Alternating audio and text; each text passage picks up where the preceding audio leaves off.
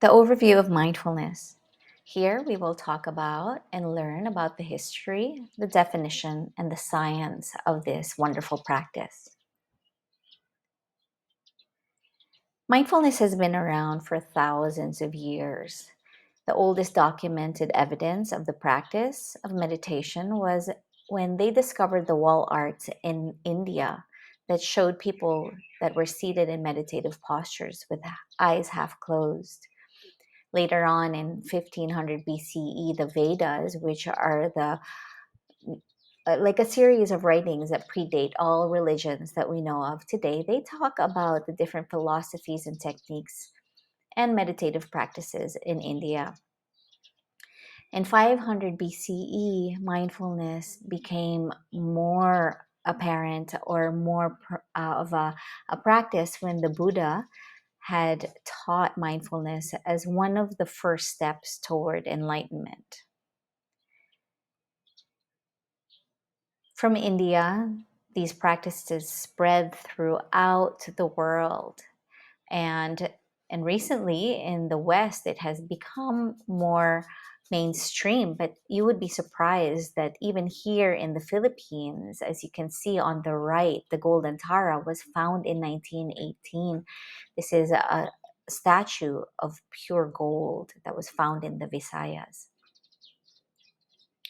So our teachers, of course, we want to honor the teachers that brought these practices. So first and foremost, it was the Buddha in 500 BCE. And now with mindfulness going mainstream, mostly how it went to the West, it's become so mainstream now from 1979 and until currently, where it's come back again into a more modern way of practice. It's come back from the West to Asia, and here in the Philippines, it's really just starting to catch on. With the mainstream media, you can see that there's a lot of attention being put to that. The Harvard Business Review, and there's Time magazine that has done so many covers of mindfulness and even done a whole magazine just purely on mindfulness itself. In sports, elite athletes have been practicing mindfulness, like Michael Jordan or the late Kobe Bryant. And as you can see, this man here, George Mumford, is the one that is leading the way for athletes and mindfulness in sports. Mindfulness is also in the workplace and in schools as well. So, what is mindfulness? As my teacher, Diana Winston, defines it, it's paying attention to present moment experiences with openness, curiosity, and a willingness to be with what is. Mindfulness is about being in the present moment, being with what is in reality. Oftentimes, we see our minds oscillating from past to future. We are ruminating on the things that happened before in the past, and then also worrying and fantasizing about the things that might happen in the future. And very rarely are we here in the present moment. And it's through mindfulness that we can bring our awareness to the present. So let's break this down a little bit. What is openness? What does that mean when we're defining mindfulness? Openness is necessary to receive new ideas. If you're closed minded, you're not necessarily going to want to learn new things. Curiosity is needed because that desire to learn, to investigate, and to know something is really important when we're being mindful. Willingness is also a really important factor with this practice because if you're not willing to be in the present moment, then mindfulness cannot happen. So, willingness is being ready or prepared to do something. And lastly, what is? What does that mean? What is what our senses and our mind can notice or perceive, whatever is arising and passing in each moment.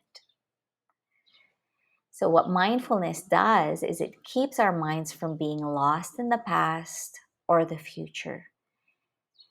So in the past, again, we're replaying, we're ruminating, we're regretting things that had happened before. And in the future, we're obsessing and planning, worrying and catastrophizing what might happen. So, what mindfulness does is it counteracts automaticity or the autopilot that we often function in. So, in the present moment, if we're aware and awake to what we're doing and how we're responding to things, we're able to really engage in life in a way that feels like we're really making a difference. Viktor Frankl says that between the stimulus and response, there's a space. In that space is our power to choose our response. And in our response lies our growth and our freedom. So, what he's talking about is that when we are oscillating between the past and the future, when we stop for a moment, you see that gap there is where we can pause, take a breath, and then notice, where am I? What am I doing? What's happening in my body? What's happening in my mind, in my heart? And then just checking in to see what's really here before we react to anything like a stimulus that Viktor Frankl talks about. We can stop to see, okay, what's the next skillful thing that I need to do to proceed? And that's where mindfulness comes in. And this is how mindfulness counteracts automaticity, because often we just start doing things and reacting to things without thinking very clearly. So these days, there's a lot of research. The science of mindfulness is becoming more and more well known, yet it's still very young. So the science says that mindfulness can be very beneficial to help us cope better and help our brain to function better. Neuroplasticity is that being the ability of the brain to rewire itself, and it does this by forming new connections in our brain throughout our lives. When they say that it's hard to teach old dogs new tricks, that's actually no longer true. We can do this repatterning, reforming, and reorganizing our brain until our last breath. And that's great news. So when neurons fire together, they wire together. This is a very, very popular saying in science. It means that your brain, the more that the brain is wiring, that means that the circuit becomes stronger. And then that means that the more that we think things, the more that we do things, it becomes a pattern, it becomes a habit. So practice makes perfect. Do you want to create a habit of skillful ways of living your life, or do you want to continue with habitual patterns that are not very skillful and beneficial for you? So it's a choice that you make. We can move through life unconsciously and keep repeating these harmful habits, or we can cultivate the present moment awareness so that we can create our lives to be happy, no matter what. And that's really key. No matter the life situation, whether it's difficult or challenging, we're able to still be happy. Hence, we also, through science, and even just not, we don't have to have science confirm this, because we can feel it right now. We can notice right now that there is a connection between the body, the mind, and the heart. So our bodies can influence our minds and vice versa. Now look at this photo and see what comes up when you look at this photo. Are there thoughts in your mind, or are there even some bodily sensations that you can feel right now. Maybe your heart is kind of jumping or racing. Maybe you can feel some tingling sensations in your hand. Just by looking at this picture, you can immediately sense that you're already having some sort of reactions. And this is just by looking at a photo. By this, you already can sense that mind body connection. Our minds or our brains can't really tell the difference. So just by looking at the picture, our bodies already react.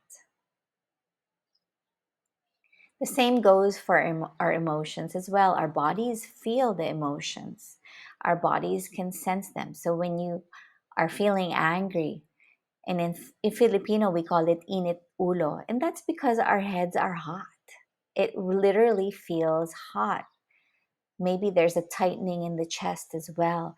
So here they had done some research as to how emotions show up in our bodies through thermal, um, some thermal technology here, and you can see. Look at happiness, how vibrant and alive that is. It's the same with love.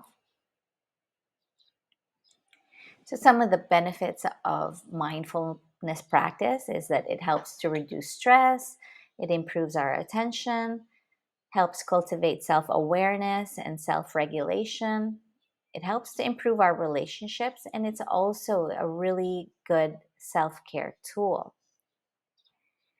So, some of the studies that they have done in University of Massachusetts in 1988, they did a study on psoriasis patients, and what they noticed that after practicing mindfulness for 8 weeks, the skin cleared twice as fast as opposed to those who weren't practicing, because the mindfulness helped to boost the immune system.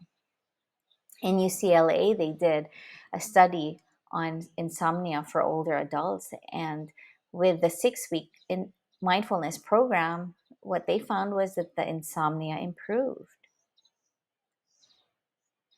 And with mindfulness and mental health, you might have felt this, or even you yourself experienced or know someone who has had some experience with anxiety. And from the anxiety comes panic. And then there's the depression that sets in, which brings more anxiety, more panic, and more depression. And it's a continuous cycle. What mindfulness does is that it really helps when they incorporate it into a variety of clinical treatments like mindfulness based cognitive therapy, acceptance and commitment therapy, and dialectical behavioral therapy. They have found that it's really improved the mental state of the patients.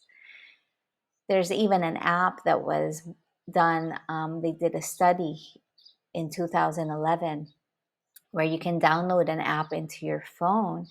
And then at random moments of the day, the phone will alert you and will ask you, what are you doing? Is your mind on it? And how's your mood? And what they found is that, a lot of the times, a good percentage of the time, we are here physically, but our mind is somewhere else.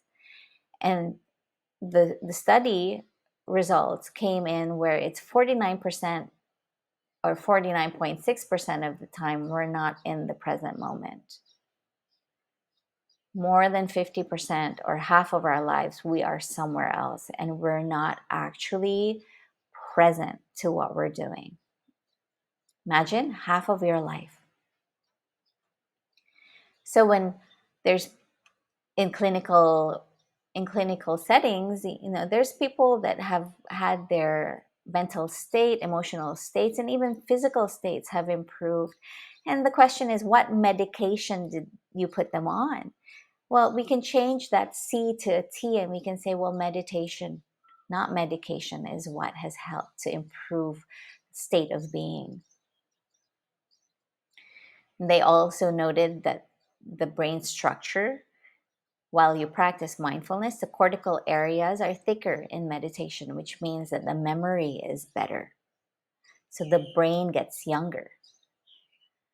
And again, with neuroplasticity, the more that we pump this muscle, this brain is a muscle. And so, what we want to do is we want to keep training, just like when you go to the gym, you want to get big biceps. So, you do all of these bicep curls to train, right?